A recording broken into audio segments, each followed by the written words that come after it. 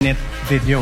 That will not provide the context necessary for the understanding of what occurred during that night on November 23. Your Honor, sorry, I will not even reply to that, Your Honor, please.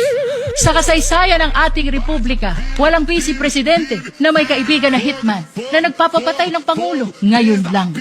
The prosecution asks only this. Look at the evidence. Listen to the witnesses. This is not the first time that members of the House of Representatives have attempted to remove the Vice President and in a manner not compliant with the Constitution.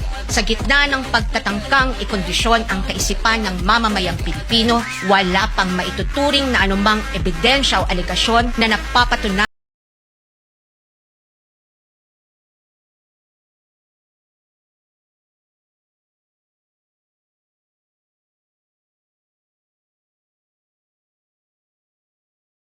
anumang paglilitis ay kailangang naayon sa itinatakda ng ating batas at konstitusyon at hindi lamang sa kagustuhan ng iilang may hawak ng kapangyarihan.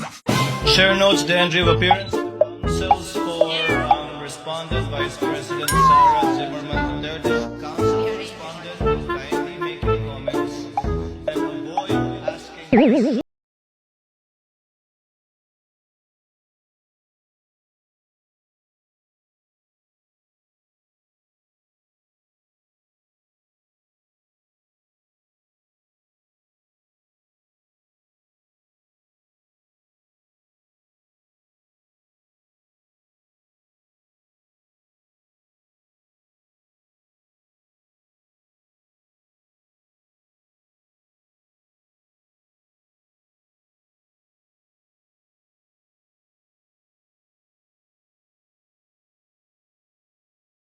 Knowledge of the alleged assassin that was allegedly hired by the Vice President? No, sir. Did you really investigate this case? Oh, Your Withdrawn, Your Honor. argument that they Withdrawn. are a place. Withdrawn. Did you really investigate this? Because I promised I would declare a break somewhere in between. Depending on how long your Director Rick Ross would be, I can call the break after the Rick Ross and the statement of the Council Correspondent. So we break on a good Okay. Number